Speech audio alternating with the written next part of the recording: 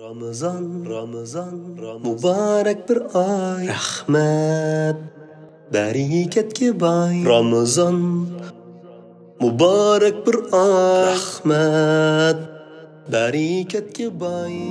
İnsan nefsi güzelligi ve körünüşü bilen qarıgan kişini xursan qiladigan nahayati isil yugrak atqa o'xshaydi.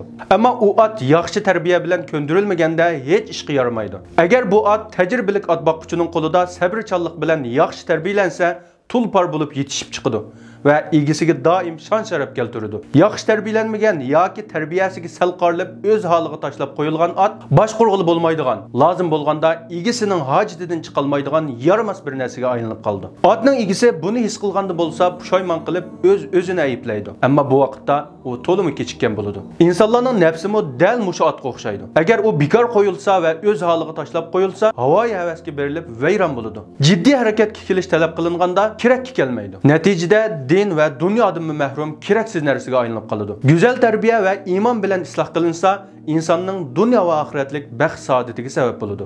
Nafs o'zini isloh qila oladigan va poklaya oladigan ilm ma'rifatga ehtiyojli. Agar nafsga qilingan bu tarbiya dal vaqtida o'rnida elib berilmasa, insonni ikkili dunyolik pushaymon qilib boradi. Qur'on Karimda nafsning mundaq 3 tur bayon qilingan. Ya ayyatuhan nafsul mutmainna. An-nafsul mutmainna bu iman bilan taskin topgan nafsdir. Yani chin qalbidan Allohga taslim bo'lgan va eng güzel şekilde onunga ibodat qilgan, Allohni aslash, zikr qilish bilan orom topadigan nafsdir. Va la uqsimu bin nafsil lawwama. An-nafsul lawwama yani gunoh va yomon amallari sababli o'z-o'ziga malomat qilguvchi nafs. Va ma ubarri'u nafsi innan nafsa la'ammaratun bis-su'i illa man rahima rabbi. An-nafs la'ammaratun bis-su'. Yani igisini günah emeller ve haram işlerini kılışkı kızık turduğun nefs. Allah Teala Kur'an-ı Kerim'de "Kad eflehe men zekkaha" nefsini paklagan kişi nicatlık erişidir.